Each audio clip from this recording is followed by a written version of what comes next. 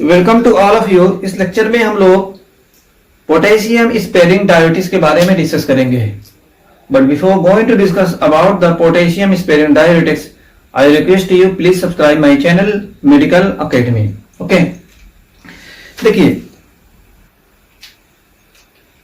Potassium sparing diuretics को हम लोग पहले देखते हैं कि इसका as anti hypertensive blood pressure को कम करने में क्या रोल होता है, मतलब ब्लड प्रेशर को कैसे ये पोटेशियम स्पेयरिंग डायोटिक्स कम करता है। ठीक है ना। ठीक है, सबसे पहले हम लोग पोटेशियम स्पेयरिंग डायोटिक्स की डेफिनेशन को समझते हैं, क्या उसकी डेफिनेशन होती है। ठीक है, तो potassium sparing diuretics are those diuretics which increase the production of the urine without loss of the potassium. इसका मतलब ये हो गया कि पोटेशियम स्पेयरिंग डायोटिक्स वो डायोटिक्स होते हैं जो यूरिन के फॉर्मेशन को बढ़ा देते हैं लेकिन बगैर पोटेशियम को यूरिन में लॉस किए हुए। मतलब सैंपल में हम लोग कह सकते हैं कि पोटेशियम डायोटिक्स वो डायोटिक्स होते हैं जो कि यूरिन के फॉर्मेशन को बढ़ा देते हैं, साथ साथ क्या करते हैं, पोटेशियम को बॉडी में सेफ रखते हैं या प्रिजर्व रखते हैं या सुरक्षित रखते हैं। ठीक है, this is the main difference between the potassium sparing diuretics and other diuretics. Other diuretics क्या करते हैं, यूरिन के फॉर्मेशन को बढ़ा देते हैं।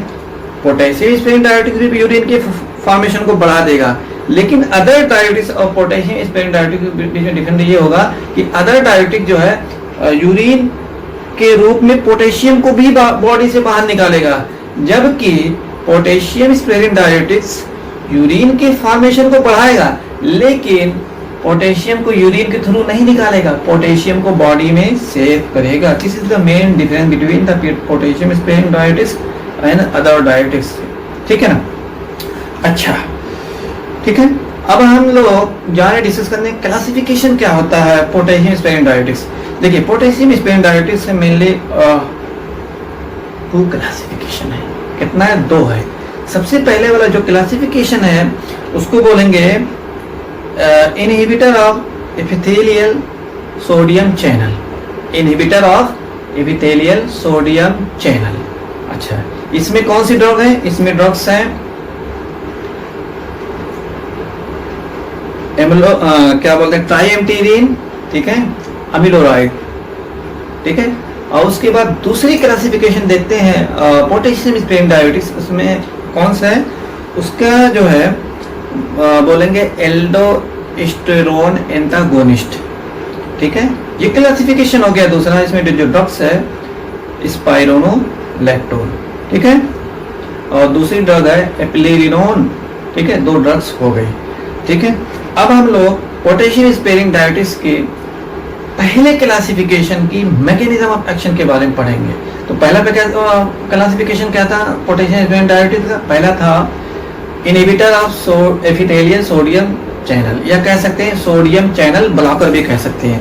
इसमें हमने कौन सी ड्रग्स बताई थी? हमने बताया था अमिलोराइड एंड ट्राइएम्टेरिन, 2 ड्रग्स हम बताए थे। अब हम लोग जा रहे हैं इसका क्लासिफिकेशन मैकेनिज्म ऑफ एक्शन पढ़ने। किसका? मैकेनिज्म ऑफ एक्शन उसका inhibitor of epithelial sodium channel, मतलब उसमें जो ड्रग्स है ट्राइएम्टेरिन और अमिलोराइड। क्योंकि इसकी दोनों कैटेगरी का मैकेनिज्म एक्शन डिफरेंट है, इसीलिए अलग अलग कैटेगरी का अलग अलग मैकेनिज्म एक्शन पढ़ना पड़ेगा। ठीक है ना। तो देखिए हम लोगों को क्या बोलते हैं, सोडियम चैनल ब्लॉकर या इनहिबिटर ऑफ पोटेशियम चैनल डायोटिक्स जो होते हैं उसकी मैकेनिज्म ऑफ एक्शन से पढ़ने से पहले हम लोगों को ब्रीफ में हम लोग निफ्रॉन को के बारे में डिस्कस कर लेते हैं, क्योंकि हम जानते हैं निफ्रॉन पे ही डायोटिक्स काम करते हैं। ठीक है ना। ठीक है, तो ब्रीफली डिस्कस करते हैं। तो हम तो ऑलरेडी जानते हैं कि निफ्रॉन किसका पार्ट होता है, किडनी का पार्ट होता है। ये किडनी हो गई, निफ्रॉन हो गया। एक निफ्रॉन लिया हमने, यहाँ पे निफ्रॉन का स्ट्रक्चर ड्रा किया। ठीक है ना। तो अब देखिए निफ्रॉन में हमने ऑलरेडी बोल दिया ये क्या, ये पहला पार्ट ये क्या, ग्लोमेरुलस। ग्लोमेरुलस क्या होती है? ये बहुत सारे कैपिलरी का नेटवर्क होता है। ग्लोमेरुलस क्या करता है? ठीक है, ये फिल्टर करता है ब्लड का। ये क्या है? ये बाउमन्स कैप्सूल। बाउमन्स कैप्सूल के बाद ये क्या बोलेंगे, पीसीटी या प्रॉक्सिमल कन्वर्टर ट्यूबुल या साइट 1 बोलेंगे। उसके बाद यहाँ से जो शुरू हो जाएगी, ये क्या है, यहाँ से जो शुरू होगा ये क्या है, ये पूरा यहाँ तक चला जाएगा क्या, लूप ऑफ हिनले। लूप ऑफ हिनले में ये डिसेंडिंग लूप ऑफ हिनले, ये थिक असेंडिंग लूप ऑफ हिनले, ये थिक असेंडिंग लूप ऑफ हिनले हो गया, या साइड 2 भी बोलेंगे। उसके बाद यहाँ से ये बोल रहे हैं, इसको बोलेंगे डिजिटल कन्वर्टर ट्यूबुल या डीसीटी या साइट 3, ठीक है ना। इसको ये वाले लास्ट वाला पोर्शन जो बोलेंगे इसका निफ्रॉन को बोलेंगे कलेक्टिंग ट्यूबुल या कलेक्टिंग डक्ट या बोलेंगे साइट 4, ठीक है ना। अब देखिए एफरेंट आर्टेरियल के थ्रू ब्लड आया, ब्लड किसको किसने फिल्टर किया, ग्लोमेरुलस, ग्लोमेरुलस ने ब्लड को फिल्टर किया। फिल्ट्रेट कहाँ आया, बोमन्स कैप्सूल में, बोमन्स कैप्सूल से फिल्ट्रेट कहाँ है, पीसीटी में आया, पीसीटी में कुछ एब्जॉर्ब हुआ, फिर रीअब्जॉर्ब हुआ, फिर उसके बाद डिसेंडिंग लूप ऑफ हिल्ले में आया, डिसेंडिंग लूप ऑफ हिल्ले से कुछ रीअब्जॉर्ब हुआ, फिर इस तरीके से फिल्ट्रेट ऊपर आया, फिर उसके बाद यहाँ पे कुछ थिक असेंडिंग लूप ऑफ हिल्ले में कुछ फिल्ट्रेट क्या हुआ, फिल्टर हुआ, सॉरी कुछ फिल्ट्रेट क्या हुआ, रीअब्जॉर्ब हुआ, फिर आगे गया, फिर उसके बाद ये डिजिटल कन्वर्टर ट्यूबुल में कुछ क्या बोलते हैं फिल्ट्रेट रीअब्जॉर्ब हुआ, फिर आगे आया कलेक्टिंग डक्ट में कुछ फिल्ट्रेट रीअब्जॉर्ब हुआ, फिर उसके बाद यूरिन जो बचा हुआ फिल्ट्रेट से जो बचा वो कहा यूरिन के रूप में बाहर निकल गया। हमने पहले बोला है कि 99 ml जो फिल्ट्रेट है, जो ब्लड फिल्टर होता है, जो फिल्ट्रेट होता है वो 99 ml रीअब्जॉर्ब होकर बॉडी में चला जाता है, जबकि 1 ml का यूरिन के रूप में बाहर निकलता है, ठीक है ना। तो उसमें क्या होगा, फिल्ट्रेट में ये था sodium, potassium, calcium, magnesium, bicarb, water, यही सब रहता है ना, यूरिया क्या बोलते हैं ग्लूकोज हो गया, ठीक है, यही रहता है, ठीक है। अब देखिए ये हम समझ गए जो क्या बोलते हैं पोटेशियम स्पेयरिंग डायरेटिक, जो पहली कैटेगरी है सोडियम चैनल ब्लॉकर, वो कहाँ पे काम करते हैं, सबसे पहले ये जान लीजिए कि उनकी मैकेनाइजेशन क्या है, कहाँ पे काम करते हैं। जी कि पोटेशियम स्पेयरिंग डायरेटिक्स में जो पहले क्लासिफिकेशन है पोटेशियम स्पेयरिंग डायरेटिक्स, उसको क्या बोलेंगे, सोडियम चैनल ब्लॉकर या inhibitor of inhibitor epithelial sodium channel, ठीक है ना। उसमें कौन सी ड्रग है, ट्राइएम्टिलीन अमीलोराइड, वो कहाँ पे काम करती है, डिजिटल क्या बोलते हैं कलेक्टिंग डक्ट पे, निफ्रॉन के कलेक्टिंग डक्ट पे काम करती है। ये देखिए निफ्रॉन, इसलिए निफ्रॉन के कलेक्टिंग डक्ट के बारे में जानना जरूरी है।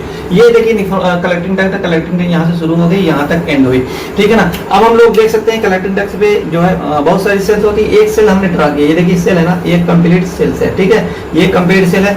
सेल का वो मेम्ब्रेन, सेल की मेम्ब्रेन है, सेल की मेम्ब्रेन ये क्या, ये कलेक्टिंग डक्ट, ये ल्यूमन है, ये वाला एरिया जो दिख रहा है कलेक्टिंग डक्ट का, जहाँ यहाँ पे फिल्ट्रेट होते हैं, कहाँ क्या होता है, फिल्ट्रेट होते हैं, तो इसको क्या बोलेंगे, ल्यूमन। एक किसका ल्यूमन है, कलेक्टिंग डक्ट ट्यूबुल का ये ल्यूमन है, ठीक है। तो ल्यूमन वाली जो मेम्ब्रेन है इसकी, ये एरिया है किसका, सेल का, ठीक है, कलेक्टिंग डक्ट की सेल का, उसको बोलेंगे ल्यूमिनल मेम्ब्रेन। तो इस चीज को जान लो कि कलेक्टिंग डक्ट की ये क्या ल्यूमिनल मेम्ब्रेन है। क्यों ल्यूमिनल मेम्ब्रेन, क्योंकि ये ल्यूमन वाले एरिया में, ठीक है ना। और ये जो है इस मेम्ब्रेन को या इस साइड को बोलेंगे कलेक्टिंग डक्ट की क्या बोलेंगे, बेसोलेटरल मेम्ब्रेन, क्योंकि बेसोलेटरल मेम्ब्रेन क्या, ब्लड की साइड है, ये क्या, इस साइड में, इस एरिया में ब्लड है, ठीक है ना। ये चीज हम जान जाएंगे। अब देखिए क्या बोलते हैं ल्यूमिनल मेम्ब्रेन, ये ल्यूमिनल साइड पे एक चैनल होता है, उसको बोलेंगे पोटेशियम चैनल। ये कौन सा चैनल है, पोटेशियम चैनल है, ठीक है ना। फिर ये चैनल और देख रहे हैं क्या बोलते हैं ल्यूमिनल मेम्ब्रेन पे है, क्या उसको क्या बोलेंगे, सोडियम चैनल। फिर उसके बाद ये सब भी सोडियम चैनल है, ये सब इनएक्टिव कंडीशन में अभी आगे आपको बताएंगे, ठीक है। इतना आप लोग समझ गए। यहाँ बेसोलेटरल मेम्ब्रेन में देखिए पंप है, उसको बोलेंगे सोडियम पोटेशियम एटीपीएस पंप, इतना हम लोग जान गए, ठीक है। और अब देखिए है क्या है, नॉर्मली जो है होता क्या है, फिल्ट्रेट आया, फिल्टर में सोडियम, कैल्शियम, मैग्नीशियम, बाइकार्ब सब कुछ होंगे, ठीक है ना। यहाँ से चले सब कुछ होंगे ना, सोडियम होगा, पोटेशियम होगा, कैल्शियम, मैग्नीशियम, बाइकार्ब, यूरिया सब कुछ होंगे। यहाँ आते आते मालूम क्या सोडियम होगा कि नहीं होगा, सब कुछ होगा, सोडियम होगा। तो सोडियम जैसे ही यहाँ पहुंचता है, कहाँ पे पहुंचता है, कलेक्टिंग डक्ट में जैसे पहुंचता है तो देखता है ल्यूमिनल साइड मेम्ब्रेन पे, कलेक्टिंग डक्ट की ल्यूमिनल मेम्ब्रेन पे एक चैनल होता है, उसको बोलेंगे सोडियम चैनल। तो सोडियम चैनल, सोडियम क्या करता है, सोडियम चैनल के थ्रू कहाँ चला जाता है, क्या बोलते हैं कलेक्टिंग डक्ट की सेल में। अच्छा, कलेक्टिंग डक्ट की जो सेल है उसका स्पेशल नाम है, कौन सा क्या नाम है इसका, प्रिंसिपल सेल बोलेंगे, ठीक है ना। तो सोडियम चैनल क्या बोलते हैं, सोडियम क्या करेगा, जैसे ही कलेक्टिंग डक्ट के ल्यूमन में आया तो सोडियम चैनल के थ्रू कहाँ पे चला जाएगा, प्रिंसिपल सेल, किसकी प्रिंसिपल सेल है, कलेक्टिंग डक्ट की, ठीक है ना। सोडियम यहाँ पे आ गया, ठीक है, सोडियम। अच्छा एक चीज ये बता रहे हैं कि सोडियम क्यों ऐसे डायरेक्ट क्यों नहीं क्रॉस कर रहा, क्योंकि सोडियम जो पॉजिटिव चार्ज होता है हमारे, हम जानते हैं कि हमारी जो बेसल मेम्ब्रेन होती है वो लिपिड की बनी होती है, लिपिड सॉल्युबल मटेरियल या जो है बहुत छोटे पार्टिकल होते हैं वही क्रॉस कर पाते हैं। इसलिए सोडियम में कोई भी आयन हो उसके लिए क्या चाहिए, चैनल चाहिए, ट्रांसपोर्टर चाहिए। इसलिए सोडियम चैनल के थ्रू कहाँ आ गया, प्रिंसिपल सेल में आ गया। प्रिंसिपल सेल में जैसे आया तो ये सोडियम जो है ये बेसोलेटरल मेम्ब्रेन पे सोडियम पोटेशियम एटीपीएस पंप के थ्रू कहाँ चला जाएगा, सोडियम ब्लड में चला जाएगा, ठीक है ना। जब सोडियम ब्लड में गया फिर पोटेशियम क्या करेगा, ब्लड से कहाँ पे, सोडियम पोटेशियम एटीपीएस पंप के थ्रू प्रिंसिपल सेल के अंदर आ जाएगा। प्रिंसिपल सेल के अंदर आएगा तो फिर उसके बाद देखते हैं ल्यूमिनल साइड पे जो क्या है एक चैनल, उसको बोलेंगे पोटेशियम चैनल। तो पोटेशियम चैनल के थ्रू पोटेशियम कहाँ जाएगा, कलेक्टिंग डक्ट के ल्यूमन में आ जाएगा। तो कलेक्टिंग डक्ट के ल्यूमन में जब क्या बोलते हैं पोटेशियम आएगा, तो पोटेशियम फिर इसके बाद कलेक्टिंग डक्ट के नीचे की तरफ आएगा। इस तरीके से यूरिन के रूप में पोटेशियम बाहर चला जाएगा, ठीक है ना। ये क्या है, नॉर्मल फिजियोलॉजी है, ठीक है। अब जो है क्या बोलते हैं, अब हम लोग क्या बोलते हैं इसकी मैकेनिज्म ऑफ एक्शन पढ़ने जा रहे हैं। सोडियम चैनल ब्लॉकर कह सकते हैं या इनहिबिटर ऑफ सोडियम चैनल, जैसे ड्रग्स हो गई ट्राईएम्टेरिन अमीलोराइड, इसकी हम मैकेनिज्म ऑफ एक्शन पढ़ने जा रहे हैं। अब देखिए सोडियम चैनल ब्लॉकर क्या करेंगे, ये जो है ये सोडियम चैनल जो होता है कहाँ पे, लिमिनल मेम्ब्रेन पे जो सोडियम चैनल होता है उसको क्या करेगा, उसको ब्लॉक कर देगा। तो sodium channel blocker, sodium channel जो लिमिनल साइड पे उसको ब्लॉक कर दिया। जब सोडियम चैनल ब्लॉकर ने जब ब्लॉक कर दिया लिमिनल साइड जो सोडियम चैनल है, अब जो कि ये सोडियम जो लिमिनल साइड में है उस ये सोडियम चैनल के थ्रू कहाँ नहीं जा पाएंगे, प्रिंसिपल सेल के अंदर नहीं जा पाएंगे, क्योंकि सोडियम चैनल ब्लॉक हो गया। जब अंदर प्रिंसिपल सेल के अंदर नहीं पहुंच पाएंगे सोडियम, तो सोडियम फिर सोडियम पोटेशियम एटीपीएस के थ्रू ब्लड पे नहीं जा पाएंगे। जब सोडियम जब यहाँ पे रहेंगे ही नहीं सोडियम यहाँ, तो सोडियम पोटेशियम एटीपीएस के थ्रू ब्लड में नहीं जा पाएंगे। फिर ये ब्लड में जब सोडियम अंदर नहीं जा पाएंगे तो पोटेशियम क्या होगा, पोटेशियम ब्लड से प्रिंसिपल सेल के अंदर नहीं आ पाएगा। क्यों नहीं आ पाएगा, क्योंकि ये सोडियम पोटेशियम एटीपीएस वर्क नहीं कर रहा है, ठीक है। वही पोटेशियम फिर उसके बाद जब यहाँ सेल के अंदर नहीं आएंगे तो ये ल्यूमन एरिया में कैसे आ पाएंगे, नहीं आ पाएंगे।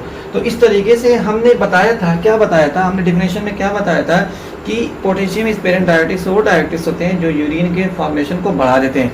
तो इस तरीके से बढ़ाया कि नहीं बढ़ाया पोटेशियम स्पेरेंट डायरेटिक्स ने, यूरिन के फ्लो को बढ़ाया कि नहीं। देखिए सोडियम चैनल को ब्लॉक किया, सोडियम चैनल ब्लॉक हो गया, सोडियम का रीअब्सॉर्प्शन बॉडी में नहीं हुआ, सोडियम क्या है कलेक्टिंग डक्ट से यूरिन के रूप में बाहर निकल जाएगा, तो यूरिन के फॉर्मेशन को बढ़ाया। लेकिन एक इंपॉर्टेंट चीज हमने बताया था कि सोडियम चैनल यूरिन के फॉर्मेशन को बढ़ा देते, लेकिन पोटेशियम को बॉडी में सेफ सुरक्षित रखते हैं, ठीक है ना। वो कैसे रखते हैं, देखिए जब ये चैनल ब्लॉक हो जाएगा तो सोडियम ल्यूमेन से सेल के अंदर नहीं जाएगा। जब सेल के अंदर नहीं जाएगा तो क्या बोलते हैं ब्लड में नहीं जाएगा। जब ब्लड में नहीं जाएगा तो क्या बोलते हैं, ये सोडियम पोटेशियम एटीपीएस के थ्रू ही ब्लड में जाते हैं। जब यहाँ पे रहेंगे नहीं तो ये वर्क नहीं करेगा सोडियम पोटेशियम एटीपीएस। जब वर्क नहीं करेगा तो पोटेशियम ब्लड से सेल के अंदर नहीं आएंगे, प्रिंसिपल सेल के अंदर नहीं आएंगे। जब पोटेशियम प्रिंसिपल सेल के अंदर नहीं आएंगे तो ये ल्यूमन एरिया में नहीं आएंगे। जब कलेक्टिंग डक्ट के ल्यूमन एरिया में नहीं आएंगे तो यूरिन के रूप में बाहर नहीं निकलेंगे। इस तरीके से पोटेशियम का आइजिटिस ब्लड में रहेगा।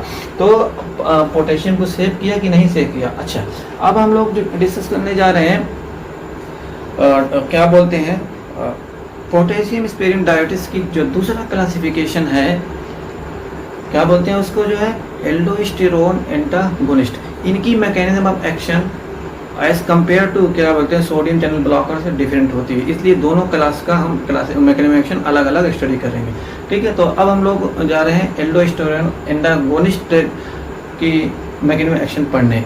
एल्डोस्टेरोन एंटागोनिस्ट में कौन सी ड्रग है, स्पाइरोनोलैक्टोन, ठीक है ना, और दूसरी ड्रग क्या है, एप्लिरिनोन, ठीक है ना। दो ड्रग्स है, इसके बारे में हम लोग डिस्कस करने जा रहे हैं। लेकिन क्या बोलते हैं एल्डोस्टेरोन एंटागोनिस्ट, जैसे क्या बोलते हैं स्पाइरोनोलैक्टोन, एप्लिरिनोन की मैकेनिज्म एक्शन पढ़ने से पहले हम कुछ फिजियोलॉजी समझ लेते हैं, ठीक है ना, तब हम लोगों को मैकेनिज्म एक्शन समझाएंगे। देखते हैं फिजियोलॉजी क्या होती है, ठीक है ना। एल्डोस्टेरोन एंटागोनिस्ट मतलब अपोजिट काम करे, ठीक है ना। एल्डोस्टेरोन मतलब एल्डोस्टेरोन के अपोजिट जो काम करे ना, ठीक है। एंटागोनिस्ट मतलब समझ लो इनहिबिट कर दे, ब्लॉक कर दे। तो एक ऐसा मतलब ड्रग्स जो मतलब एल्डोस्टेरोन को ब्लॉक करते, तो ये है, ये क्या करता है, एल्डोस्टेरोन को क्या करता है, ब्लॉक करता है या इनहिबिट करता है, ठीक है ना। तो हम लोग पहले समझते हैं फिजियोलॉजी एल्डोस्टेरोन की। देखिए ये आपको दिख रहा है ना, ये स्ट्रक्चर दिख रहा है, ये किडनी है, क्या है, किडनी है। किडनी के ऊपर ये जो स्ट्रक्चर दिख रहा है, ये जो दिख रहा है, ये जो स्ट्रक्चर, ये ब्लैक और ब्लू, ये ब्लैक और ब्लू दिख रहा है, ये क्या है, इस दोनों को बोलेंगे क्या, एड्रेनल ग्लैंड। क्या ग्लैंड बोलेंगे, एड्रेनल ग्लैंड। एड्रेनल ग्लैंड वो ग्लैंड होता है जो किडनी के टॉप पे लोकेट होता है। देखो किडनी के टॉप पे ना, किडनी के ऊपर स्थित है कि नहीं, सिचुएटेड है कि नहीं, तो इसको एड्रेनल ग्लैंड बोलेंगे। अच्छा, एड्रेनल ग्लैंड में दो लेयर होती है, जो आउटर जो ब्लैक दिख रहे हैं इसको बोलेंगे एड्रेनल कॉर्टेक्स, जो इनर जो ब्लू है ये दिख रही है इसको एड्रेनल मेडुला। तो मेडुला छोड़ते हैं कॉर्टेक्स, जो आउटर लेयर होती है एड्रेनल कॉर्टेक्स, एड्रेनल क्या ग्लैंड की, एड्रेनल कॉर्टेक्स को बोलेंगे। एड्रेनल कॉर्टेक्स में 3 लेयर होती है, लेकिन जो सबसे आउटर लेयर होती है एड्रेनल कॉर्टेक्स की, ये सबसे आउटर लेयर उसको बोलेंगे जोना ग्लोमेरुलोसा। तो हम कह सकते हैं एड्रेनल ग्लैंड की जो आउटर लेयर होती है इसको बोलेंगे, ये एड्रेनल ग्लैंड होगी पूरी, एड्रेनल ग्लैंड की जो आउटर लेयर होती है इसको क्या बोले, एड्रेनल कॉर्टेक्स। एड्रेनल कॉर्टेक्स में एक लेयर होती जो है उसको बोलेंगे जोना ग्लोमेरुलोसा। जोना ग्लोमेरुलोसा ये होगी, ये क्या होगी, सबसे आउटर लेयर होगी किसकी, कॉर्टेक्स की, ठीक है ना। तो ये जोना ग्लोमेरुलोसा एक क्या बोलते हैं हार्मोन रिलीज करती है, उसको क्या बोलते हैं, एल्डोस्टेरोन। सबसे पहले ये समझना कि एल्डोस्टेरोन आया कहाँ से, ठीक है ना। एल्डोस्टेरोन रिलीज करती है जोना ग्लोमेरुलोसा। एल्डोस्टेरोन जब ये रिलीज होगा, ये लिपिड सॉल्युबल होता है, ठीक है। एल्डोस्टेरोन स्टेरॉइडल हार्मोन होते हैं एल्डोस्टेरोन। एल्डोस्टेरोन जैसे ही रिलीज हुआ, ये क्या होते हैं, ये क्या बोलते हैं, लिपिड सॉल्युबल होते हैं। तो इसलिए ये सेल मेम्ब्रेन को क्रॉस करके कहाँ पहुंच गए, ये प्रिंसिपल सेल के अंदर पहुंच गए। प्रिंसिपल सेल, ये देखो प्रिंसिपल सेल है ना, किसकी सेल है प्रिंसिपल सेल, क्या बोलते हैं, कलेक्टिंग डक्ट की बात चल रही है, क्योंकि ये पूरा एरिया कलेक्टिंग, क्योंकि स्पेरिंग डायरेक्टिस इस पे कलेक्टिंग डक्ट पे काम करता है, ठीक है ना, ये जानना बहुत जरूरी है। तो एल्डोस्टेरोन जैसे देखो क्या बोलते हैं, एड्रेनल कॉर्टेक्स ने किसको बनाया, एल्डोस्टेरोन। एल्डोस्टेरोन कहाँ, लिपिड सॉल्युबल है, इसलिए आसानी से सेल मेम्ब्रेन को क्रॉस करके प्रिंसिपल सेल के अंदर गए। अच्छा, जैसे ही एल्डोस्टेरोन प्रिंसिपल सेल के अंदर गए, तो जो सेल के अंदर जो एक रिसेप्टर होता है उसको बोलते हैं मिनरलोकॉर्टिकॉइड रिसेप्टर। कौन सा रिसेप्टर, मिनरलोकॉर्टिकॉइड रिसेप्टर। तो एल्डोस्टेरोन सेल के अंदर गए, अंदर मिनरलोकॉर्टिकॉइड रिसेप्टर से बाइंड करके एल्डोस्टेरोन प्लस मिनरलोकॉर्टिकॉइड रिसेप्टर का कॉम्प्लेक्स बना लिया। देख लेना कि नहीं, एल्डोस्टेरोन प्लस मिनरलोकॉर्टिकॉइड कॉम्प्लेक्स बन गया, ठीक है ना। अब ये जो कॉम्प्लेक्स बना एल्डोस्टेरोन प्लस मिनरलोकॉर्टिकॉइड कॉम्प्लेक्स जो बना, अब वो क्या करेगा, ये न्यूक्लियस है, ये क्या है, न्यूक्लियस। ये न्यूक्लियस के अंदर एंट्री करेंगे। जब एल्डोस्टेरोन मिनरलोकॉर्टिकॉइड कॉम्प्लेक्स क्या करेंगे, न्यूक्लियस के अंदर इंटर करेंगे। इंटर करने के बाद क्या करेंगे, ये जो है न्यूक्लियस के अंदर इंटर किए, इंटर करने के बाद क्या न्यूक्लियस को क्या एक्टिवेट कर देंगे, स्टिमुलेट कर देंगे, या कह सकते हैं एक्टिवेट कर देंगे। तो जब जो है न्यूक्लियस एक्टिवेट होगा, तो अब डीएनए का क्या होगा, ट्रांसलोकेशन होता है। डीएनए से क्या एमआरएनए बन गए। एमआरएनए जब बना, एमआरएनए ये न्यूक्लियस के बाहर निकलेगा, तो एमआरएनए क्या बनाएगा, एक special protein, induced protein, AIP भी बोलेंगे, ठीक है। AIP क्या करेगा, अब देखिए मेन फंक्शन ये AIP करता है। एल्डोस्टेरोन इंड्यूस्ड प्रोटीन क्या करेगा, कुछ सोडियम चैनल जो होते हैं कहाँ, साइटोप्लाज्म, ये साइटोप्लाज्म है ना, साइटोप्लाज्म होता है। साइटोप्लाज्म को ला करके कहाँ पे इंप्लीमेंट कर देते हैं, कहाँ पे इसकी सिंथेसिस कर देते हैं, कहाँ पे फॉर्मेशन करते हैं, सोडियम चैनल को ला के ल्यूमिनल साइड पे सोडियम चैनल को फॉर्मेशन करते हैं, ठीक है ना। फिर इसके बाद दूसरा फंक्शन क्या है एल्डोस्टेरोन इंड्यूस्ड प्रोटीन का, कि कुछ सोडियम चैनल जो यहाँ पे होते हैं ल्यूमिनल साइड पे जो होते हैं इनएक्टिव पड़ जाते हैं, वो इनएक्टिव जो सोडियम चैनल है उसको एक्टिवेट करते हैं। दो फंक्शन हुआ में एल्डोस्टेरोन इंड्यूस्ड प्रोटीन, दो मेन फंक्शन हुआ। एक फंक्शन ये काम की कि साइटोप्लाज्म के अंदर जो क्या बोलते हैं सोडियम चैनल होते हैं उसको उठा करके इस तरीके से ला के कहाँ पे रख दिया, कहाँ पे फिक्स कर दिया, ल्यूमिनल साइड पे। किसकी ल्यूमिनल साइड पे, कलेक्टिंग डक्ट की ल्यूमिनल साइड पे, ठीक है ना। और उसके बाद ल्यूमिनल साइड पे जो मान लीजिए जो क्या ये जो है सोडियम चैनल जो इनएक्टिव पड़े वो उसको एक्टिवेट कर देगा। तो नंबर ऑफ सोडियम चैनल क्या बोलते हैं बढ़ जाएंगे, कहाँ, ल्यूमिनल साइड पे। तो हम जानते हैं कि सोडियम अब आएगा, अब जो है सोडियम आ रहे, मतलब जो है क्या बोलते हैं कलेक्टिंग डक्ट में सोडियम जैसे ही आया, तो सोडियम क्या हो गया, सोडियम इस सोडियम चैनल के थ्रू कहाँ पे जाएगा, प्रिंसिपल सेल के अंदर चला गया, ठीक है ना। फिर यहाँ भी देखते हैं सोडियम आया, सोडियम चैनल के थ्रू कहाँ चला गया, प्रिंसिपल, क्योंकि नंबर ऑफ चैनल बहुत बढ़ गया। ये भी देखते हैं सोडियम चैनल है, ठीक है। तो इस सोडियम चैनल के थ्रू सोडियम जो कहाँ चला जाएगा, प्रिंसिपल सेल के अंदर। ये भी देखते हैं सोडियम चैनल है, ठीक है। तो सोडियम का ल्यूमिनल एरिया से कहाँ सोडियम चैनल के थ्रू कहाँ पहुँच जाएंगे, प्रिंसिपल सेल के अंदर। तो जितनी भी क्या बोलते हैं सोडियम इंटेक की प्रिंसिपल सेल के अंदर आगे इस तरीके से सोडियम पोटेशियम एटीपीएज होता है। तो सोडियम पोटेशियम एटीपीएज पंप के थ्रू अब सोडियम कहाँ चले गए, ब्लड में हो गए, मतलब सोडियम का रीअब्जॉर्प्शन हो गया। अच्छा, जब सोडियम जितने ब्लड में जाएंगे तो फिर इसमें पोटेशियम देखिए ब्लड से निकलेगा सोडियम पोटेशियम एटीपीएज के थ्रू। तो पोटेशियम कहाँ आ गया, साइटोप्लाज्म आ गया, सेल के अंदर आ गया। फिर उसके बाद ल्यूमिनल साइड में एक चैनल होता है उसको बोलते हैं पोटेशियम चैनल। तो पोटेशियम चैनल के थ्रू पोटेशियम कहाँ निकल जाएगा, ल्यूमन में चलेगा, कलेक्टिंग डक्ट के ल्यूमन में आ गया। कलेक्टिंग डक्ट के ल्यूमन में जब आया तो ये पोटेशियम का यूरिन के रूप में बाहर चला जाएगा। अब देखियो एल्डोस्टेरोन की एंटागोनिस्ट या हम कह सकते हैं क्या बोलते हैं, हाँ, एल्डोस्टेरोन एंटागोनिस्ट जिससे स्पाइरोलैक्टोन है ना, एपिलिरिनोन की। अब हम लोग मैकेनिज्म ऑफ एक्शन पढ़ने जा रहे हैं। अब एल्डोस्टेरोन एंटागोनिस्ट या कह सकते हैं स्पाइनोलेक्टोन अब क्या करेगा, ये जो है मिनरेलोकॉर्टिकॉइड रिसेप्टर्स होते हैं सेल साइटोप्लाज्म में, मतलब फिर इसका सेल के अंदर, उससे बाइंड कर लेगा, इसको ऑक्युपाई कर लेगा, इसको कवर कर लेगा, घेर लेगा। जब मिनरेलोकॉर्टिकॉइड रिसेप्टर से एल्डोस्टेरोन एंटागोनिस्ट जैसे स्पाइनोलेक्टोन बाइंड कर लिया या कंबाइंड कर लिया या ऑक्युपाई कर लिया, तो अब देखिए एल्डोस्टेरोन जो है अब उसको अपना रिसेप्टर कौन है, मिनरेलोकॉर्टिकॉइड रिसेप्टर नहीं मिलेगा। जब एल्डोस्टेरोन मिनरेलोकॉर्टिकॉइड रिसेप्टर से नहीं बाइंड करेगा तो एल्डोस्टेरोन मिनरेलोकॉर्टिकॉइड रिसेप्टर कॉम्प्लेक्स नहीं बनेंगे। जब एल्डोस्टेरोन मिनरेलोकॉर्टिकॉइड रिसेप्टर कॉम्प्लेक्स नहीं बनेंगे तो ये एल्डोस्टेरोन मिनरेलोकॉर्टिकॉइड रिसेप्टर जो कॉम्प्लेक्स है वो न्यूक्लियस के अंदर नहीं जाएगा। जब न्यूक्लियस के अंदर नहीं जाएगा तो डीएनए से एमआरएनए नहीं बनेंगे। जब एमआरएनए नहीं बनेंगे तो जो मेन प्रोटीन्स हैं एल्डोस्टेरोन इंड्यूस प्रोटीन या एआईपी कहते हैं, इसकी एआईपी की या एल्डोस्टेरोन इंड्यूस प्रोटीन की सिंथेसिस नहीं हो पाएगी। जब एल्डोस्टेरोन इंड्यूस प्रोटीन सिंथेसिस नहीं बनेगा तो साइटोप्लाज्म में जो चैनल है सोडियम चैनल, उसको जो है यहाँ पे बेसोलेटरल मेम्ब्रेन पे लाके फॉर्मेशन उसका नहीं कर पाएगा। जब बेसोलेटरल मेम्ब्रेन पे साइटोप्लाज्म से सोडियम चैनल का जब फॉर्मेशन बेसोलेटरल मेम्ब्रेन पे नहीं होगा तो क्या बोलते हैं लिमिनल मेम्ब्रेन पर क्या होगी, सोडियम चैनल की संख्या या कमी हो जाएगी, नंबर बहुत कम हो जाएंगे, ठीक है ना। तो नंबर जब कम होंगे तो सोडियम चैनल की एंट्री कम हो जाएगी या रीअब्जॉर्प्शन कम हो जाएगा सेल के अंदर, तो एंट्री कम हो जाएगी। फिर दूसरा फंक्शन था एल्डोस्टेरोन इंड्यूस प्रोटीन का कि ल्यूमिनल साइड पे जो इनएक्टिव सोडियम चैनल पड़े थे उसको एक्टिवेट कर दिया। तो एल्डोस्टेरोन इंड्यूस प्रोटीन जब बनेगी ही नहीं तो जो क्या इनएक्टिव सोडियम चैनल जो कहाँ पे हैं, लिमिनल साइड पे हैं, वो इनएक्टिव ही कंडीशन में रहेंगे। जब इनएक्टिव रहेंगे तो अब सोडियम इस इनएक्टिव चैनल से भी रीअब्जॉर्ब नहीं हो पाएगा। तो कुल मिला के अल्टीमेटली सोडियम चैनल अब यहाँ पे काम नहीं कर रहे हैं ल्यूमिनल साइड पे। जब नहीं काम करें तो सोडियम आ करके भी सेल के अंदर नहीं जाएगा। जब सेल के अंदर नहीं जाएगा तो सोडियम पोटेशियम एटीपीएस के थ्रू ब्लड के थ्रू नहीं जाएगा। जब ब्लड के थ्रू सोडियम नहीं जाएगा, जब सोडियम पोटेशियम एटीपीएस के पंप के थ्रू जब सोडियम ब्लड में नहीं जाएगा तो ब्लड में क्या बोलते हैं, बॉडी में क्या बोलते हैं, सोडियम का रीअब्जॉर्प्शन नहीं होगा।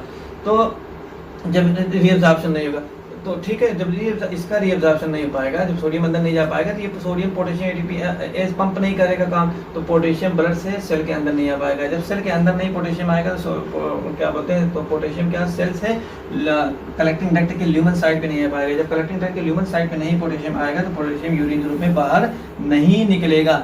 अल्टीमेटली क्या है कि पोटेशियम ब्लड में ही सेफ रहेगा। तो हमने बताया था कि पोटेशियम डायोटिक स्पाइरिंग डायोटिक्स क्या करता है, पोटेशियम को बॉडी में सेफ रखता है, प्रिजर्व रखता है, सुरक्षित रखता है। जबकि अदर डायोटिक्स क्या होते हैं, पोटेशियम को भी यूरिन के रूप में बाहर निकाल देते हैं, या तो कह सकते हैं कि पोटेशियम को सेफ बॉडी में नहीं रखते, जबकि ये डायोटिक सेफ रखता है। दूसरा हमने बताया था कि ये भी यूरिन के फॉर्मेशन को बढ़ा देता है। यूरिन के फॉर्मेशन को कैसे बढ़ाया, देखिए एक तो पहला तो सोडियम चैनल को ब्लॉक किया, पहले जो मैकेनिज्म इसका क्लासिफिकेशन था, तो सोडियम की एंट्री नहीं हो पाई, ठीक है ना। तो सोडियम जब एंट्री नहीं पाई, सोडियम कलेक्टिंग डक्ट के थ्रू यूरिन के रूप में बाहर निकलेगा, यूरिन के फॉर्मेशन बढ़ा कि नहीं। दूसरा जो क्लासिफिकेशन था एल्डोस्टेरोन एंटागोनिस्ट का, उसमें क्या होता है, एल्डोस्टेरोन एंटागोनिस्ट जब इस रिसेप्टर से मिनरेलोकॉर्टिकॉइड रिसेप्टर से बाइंड हो पाते थे तो फाइनली एल्डोस्टेरोन इंड्यूस प्रोटीन नहीं बनती। जब बनेगी नहीं तो फिर उसके बाद जो इनएक्टिव जो क्या बोलते हैं, जो साइटोप्लाज्म में जो सोडियम चैनल होते थे वो इंप्लीमेंट या उनकी सिंथेसिस या उनका फॉर्मेशन ल्यूमिनल साइड पे नहीं होता था। जब ल्यूमिनल साइड पे जब सोडियम चैनल नहीं हो पाएंगे तो सोडियम चैनल के ल्यूमिनल साइड पे कमी हो जाएगी, जिससे रीअब्जॉर्प्शन कम हो जाएगा। फिर दूसरा एल्डोस्टेरोन इंड्यूस प्रोटीन का फंक्शन क्या था, जो इनएक्टिव जो सोडियम चैनल पड़े थे ल्यूमिनल साइड पे वो इनएक्टिव ही रहेंगे। जब इनएक्टिव रहेंगे तो अब मिला जुला के सोडियम चैनल की संख्या कहीं कम हो गई, ऑलमोस्ट खत्म हो गई। तो सोडियम आ करके भी सोडियम चैनल उसको नहीं मिलेगा, इसलिए सोडियम क्या करेंगे, यूरिन के रूप में बाहर निकल जाएंगे। तो फंक्शन क्या था, क्या बोलते हैं, मेन डेफिनेशन क्या थी कि यूरिन के फॉर्मेशन को बढ़ाते हैं।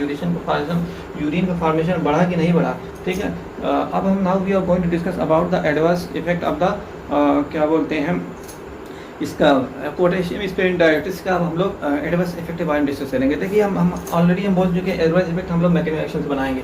देखिए सबसे पहले एडवर्स इफेक्ट क्या होता है, जब सोडियम चैनल को ब्लॉक कर दिया पोटेशियम स्पेरिंग डायोटिक्स ने, तो सोडियम का रीअब्जॉर्प्शन बॉडी में नहीं होगा।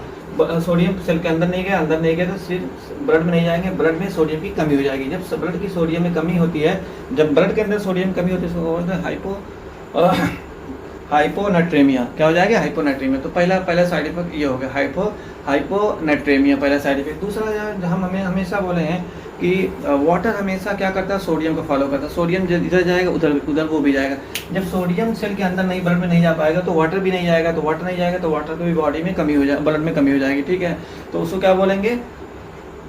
डिहाइड्रेशन। दूसरा हो गया डिहाइड्रेशन। तीसरा हम आपको बता रहे हैं, देखिए तीसरा बता रहे हैं, जब ये सोडियम चैनल जब क्या बोलते हैं, जब ये ब्लॉक हो जाएगा तो सोडियम जो है सेल के अंदर इंटर नहीं करेगा तो सोडियम पोटेशियम एटीपीएस काम नहीं करेगा, पंप काम नहीं करेगा, सोडियम अंदर ब्लड में नहीं गया तो ब्लड से पोटेशियम भी सेल के अंदर नहीं आएगा। जब सेल के अंदर नहीं आएगा तो पोटेशियम चैनल के थ्रू ल्यूमन में नहीं आएगा। जब ल्यूमन में नहीं आएगा तो यूरिन में नहीं निकलेगा।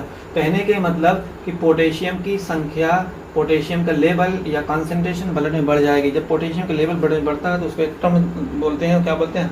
Hyper kalaemia. तो तीसरा शब्द क्या हो गया? साइड इफेक्ट क्या हो गया? Adverse effect hyper kalaemia. जबकि अदर डायबिटीज में क्या होता है? हाइपोकैलेमिया होती है। ठीक है ना। फिर उसके बाद हाँ, ये हो गया एडवर्स इफेक्ट। फिर उसके बाद क्या सकते हैं?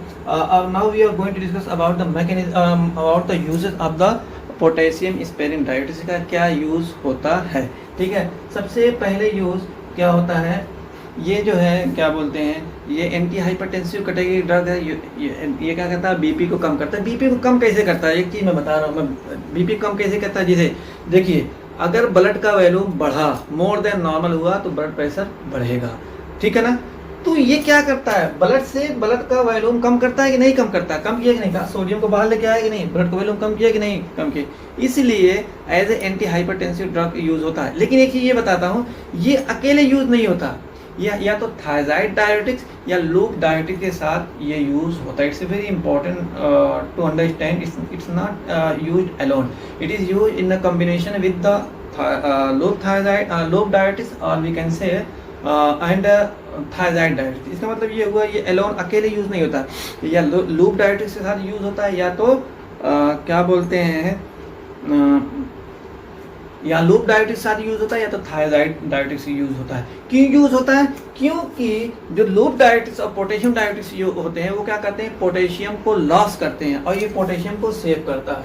तो इसलिए जो पोटेशियम को जो लॉस करते हैं लूप डायबिटीज और थायराइड डायबिटिक्स, पोटेशियम को लॉस करके सेव करते, उसको पोटेशियम के लेवल को मेंटेन करने के लिए ये क्या किया जाता है? लूप डायबिटिक्स या थायराइड डायबिटिक्स के रूप में के साथ, लूप डायबिटिक्स या थायराइड डायबिटिक्स के साथ यूज किए जाते हैं। ठीक हो गया। तो हाइपरटेंशन में हो गया। दूसरा हार्ट फेलियर में, हार्ट फेलियर में यूज होंगे, इसलिए होंगे क्योंकि हार्ट फेलियर हम जानते हैं कि हार्ट पंप नहीं कर पाता, हार्ट के पास इतना शक्ति, इतना पावर नहीं होता कि वो पंप कर पाए।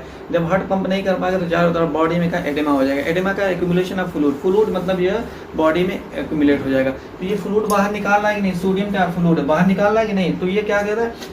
हार्ट फेलियर में यूज होता है। फिर इसके बाद एडेमा में यूज होता है। ठीक है, एडेमा वही स्वेलिंग को कम करता है, एडेमा में यूज हो गया। अच्छा, एक चीज में और यूज होता है, इसका यूज क्या बोलते हैं? एल्डोस्टेरोन, हाइपर एल्डोस्टेरोनिज्म, मतलब एल्डोस्टेरोन का लेवल जब बढ़ जाता है तो उसके लेवल को कम करने में यूज